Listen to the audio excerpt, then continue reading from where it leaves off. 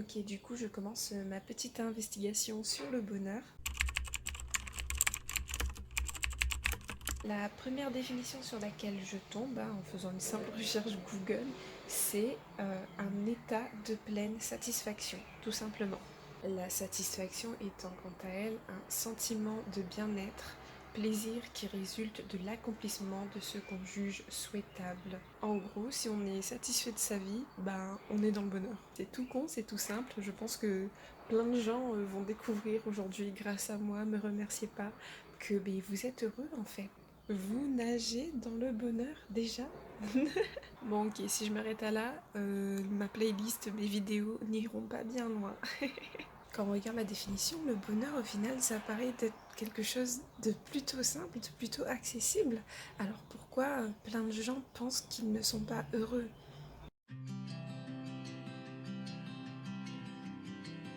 Aujourd'hui, je suis parvenue à cet état où j'apprécie ma vie telle qu'elle est, je sais apprécier les petites choses du quotidien, ça va être pas grand chose, hein. Ça va être un repas que j'ai mangé, qui était délicieux, que j'ai aimé, ça va être un petit plaisir que je me suis offert, une lecture que j'ai fait qui m'a fait du bien, une balade qui m'a permis de voir un beau papillon ou le ciel bleu, enfin des choses vraiment accessible à tout le monde en fait. Le plus grand problème, je pense, avec le bonheur, c'est qu'on le voit pas. Très souvent, je pense que on est déjà heureux dans notre vie, mais qu'on n'en prend pas conscience, qu'on se laisse accaparer par les petits problèmes du quotidien et que du coup, on occulte le fait que on a déjà pas mal de choses pour être heureux. Ce que je veux dire, c'est que on peut être heureux sans forcément s'en apercevoir.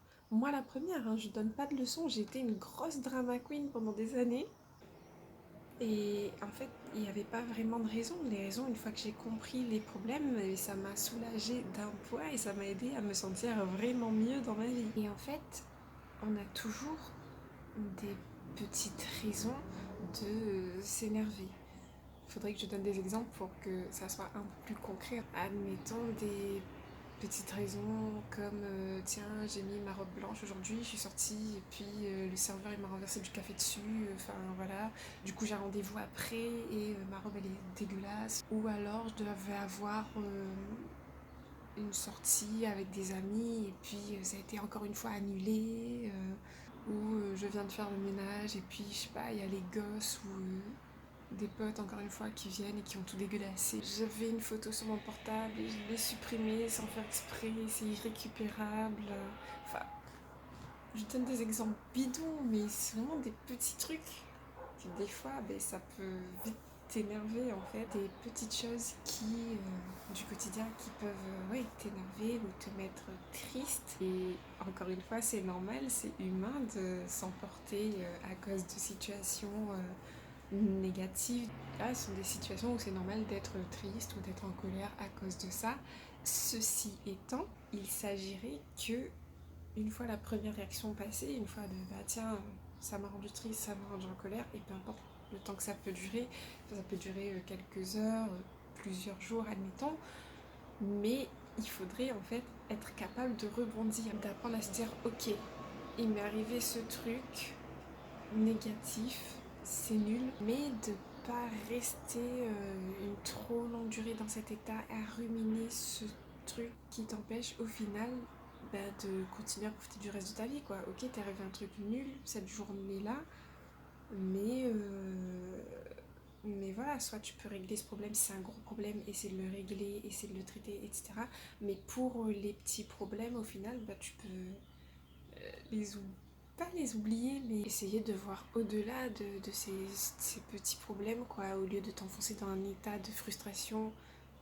Mes enfants ou mes amis ont dégueulassé la maison, pour en revenir à mon exemple bidon de tout à l'heure, et peut-être se focus plus sur tiens, j'ai de la chance d'avoir des enfants, j'ai de la chance d'avoir une maison, ce genre de truc tout con. Je sais pas si j'arrive à bien me faire comprendre, mais ça serait ça le focus positif, quoi.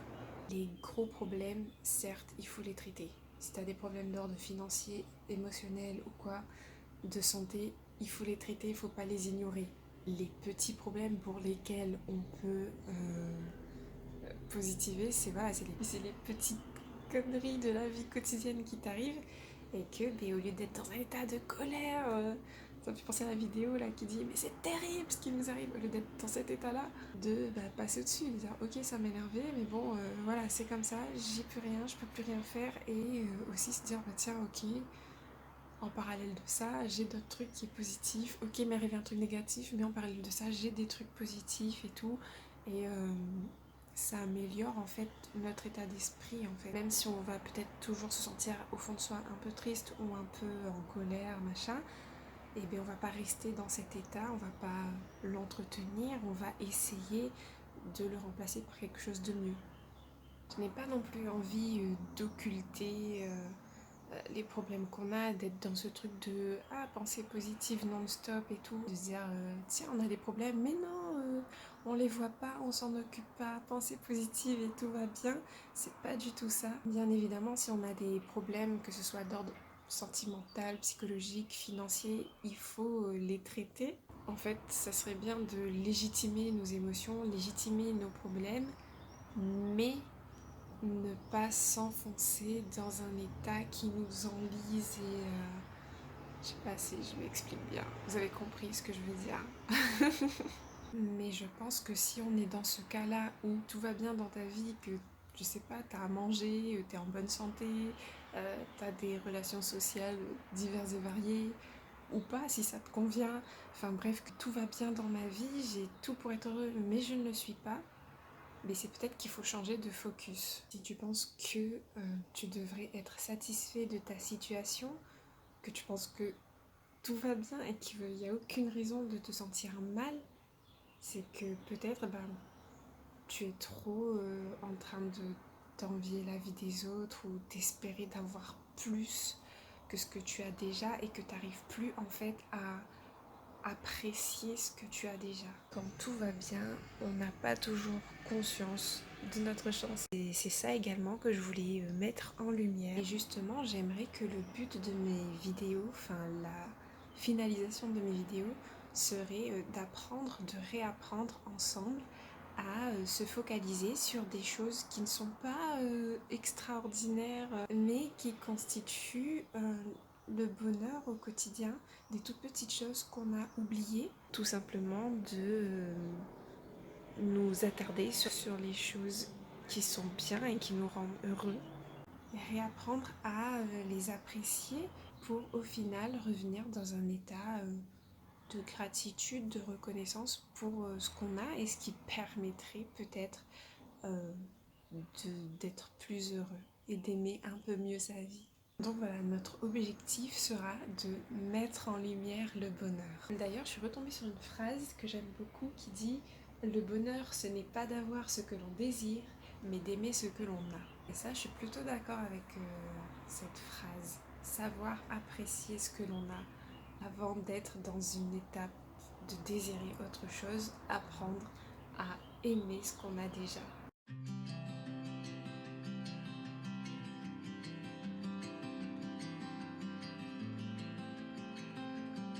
Alors très souvent, ce que je vois revenir dans mes recherches, c'est que le bonheur, c'est quand on a atteint les objectifs qu'on jugeait importants, qu'on a réalisé nos désirs. Pour moi, c'est à prendre un peu avec des pincettes en fait. Il faudrait trouver un juste équilibre parce qu'en fait on peut tomber dans deux schémas si l'on peut dire. Soit on est quelqu'un, on a plein de désirs, on a plein d'objectifs et tout, et puis on va travailler là-dessus pour atteindre ces objectifs, ce qui en soi jusque là est plutôt une bonne chose. Le problème c'est qu'une fois qu'on est arrivé un peu au sommet, tu vois, une fois qu'on a réalisé nos rêves ou qu'on a eu ce qu'on voulait, des fois ça peut être des petits objectifs tout bêtes du style tiens le mois prochain je vais faire un voyage je ne sais où, d'être très content au début et puis assez vite retomber dans cet état de tiens finalement je suis pas si heureux que ça et se rendre compte que on est dans une sorte de lassitude, et se rendre compte qu'au final ce chemin vers l'objectif était plus amusant, était plus stimulant que d'être arrivé à notre objectif quoi. Donc là voilà, ça serait le premier schéma, ça serait ça, c'est d'avoir des objectifs, vouloir y arriver à tout prix et une fois arrivé, avoir un bonheur bref et puis pouf ça redescend et on se retrouve comme avant au final. L'autre schéma négatif entre guillemets, ça serait d'être dans cet état de dire bah tiens, bah, je me satisfais de ma vie et puis elle est bien comme ça et puis laisser faire les choses. Est-ce que c'est une mauvaise chose? Disons que non, ça serait pas une mauvaise chose si tu te satisfais de ta vie en restant sans rien faire, en la laissant telle qu'elle est, mais ça serait une mauvaise chose si... Moi, si t'es à l'inverse du premier schéma, ça serait que bah, de toute façon, ça sert à rien d'avoir des objectifs parce que de toute façon, après, bah, je vais être content 5 minutes et après, je vais m'en lasser. Donc, du coup, bah, je fais plus rien et je reste comme ça à essayer d'apprécier ce que j'ai déjà, sauf que tu fais semblant, tu te mens à toi-même mais au final, tu l'apprécies pas vraiment. En fait, c'est bien d'avoir des désirs parce que ça nous empêche de tomber dans la monotonie, d'avoir une vie morne dans laquelle on ne s'épanouirait pas forcément. Donc l'objectif serait peut-être de trouver un juste équilibre entre les deux, c'est-à-dire apprendre à apprécier ce qu'on a déjà, se sentir reconnaissant pour ça et heureux pour ça, mais s'autoriser à avoir des envies et des objectifs plus grands, plus élevés, sans que pour autant ça devienne un objet de frustration en fait. Donc voilà, aujourd'hui je sais apprécier ces petites choses du quotidien qui contribuent à mon bonheur, à être reconnaissante, ce qui ne m'empêche pas d'un autre côté d'avoir des envies, des projets, de désirer autre chose que je ne possède pas encore mais que peut-être j'aurai un jour, que j'essaie de me donner les moyens pour l'obtenir un jour. Mais ces désirs-là ne me met plus dans un état de frustration, ce qui a été le cas auparavant. Donc oui, j'ai été par le passé dans cette situation-là. Comment expliquer? Être dans une situation par exemple où on veut faire tel voyage ou tel métier ou avoir, je ne sais pas, et puis être dans un état de frustration, de tristesse, de colère, juste parce qu'on n'a pas cette chose. C'est-à-dire, au lieu d'être dans un état où on se dit, ah bah tiens, ça me motive, ce projet-là me motive, j'ai envie d'avoir ça ou d'être comme ça ou de faire telle ou telle chose. C'est très abstrait ce que je dis, il faudrait que je trouve plutôt des exemples. Par exemple, je sais pas, mon objectif c'est de devenir coiffeur, et ben ça va me motiver de dire bah tiens j'ai envie d'être coiffeur donc je vais prendre des cours de coiffure, j'en sais rien, me former, avoir un diplôme pour ça et ça va me motiver à arriver à cet objectif. Je vais m'en donner les moyens et je vais essayer des choses, je vais réaliser des choses pour arriver à cet objectif et ça va me rendre dans un état plutôt de bonheur et tout, de dire bah tiens je fais un truc pour mon avenir et c'est trop cool.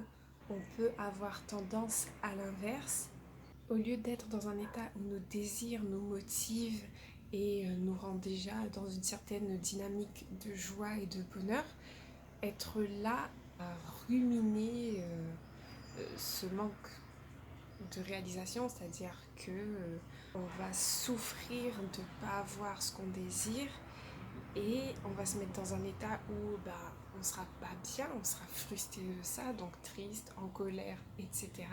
Et aussi envieux. On va se mettre à scroller sur les réseaux sociaux ou à regarder des trucs à la télé ou à lire des livres. Je parlais d'ailleurs de ça dans mon rapport à la fiction, où donc je lisais des livres où je voyais des films où les gens ils avaient la vie que je rêvais d'avoir. Ou pareil, hein, ça peut être en défilant sur les réseaux sociaux ou n'importe quoi, où tu croises des gens dans la rue ou dans une soirée qui ont la situation que tu aimerais avoir, et t'es là en mode mais j'ai pas ça et ça me rend trop triste et ça me rend trop mal, pourquoi moi j'ai pas ça, et de tomber dans une sorte de victimisation, de dire ben, pourquoi moi j'ai pas cette chance, et voilà, et être dans des humeurs négatives à cause de ça, et ouais, d'envie quoi.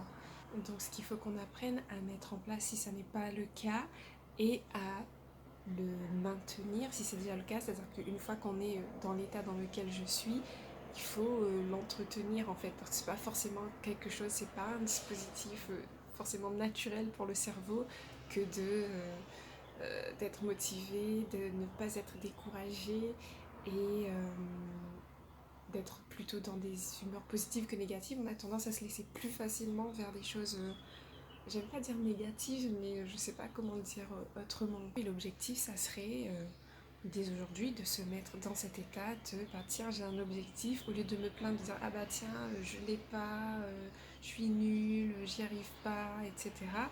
De se mettre dans un état où bah tiens, qu'est-ce que je peux mettre en place maintenant pour réaliser cet objectif et se mettre dans cet état de dire bah tiens, j'ai déjà ça me rend super heureux, je suis content, je suis reconnaissant pour ça. J'ai d'autres envies, euh, mais ça ne me met pas dans un état de frustration ou d'énergie négative.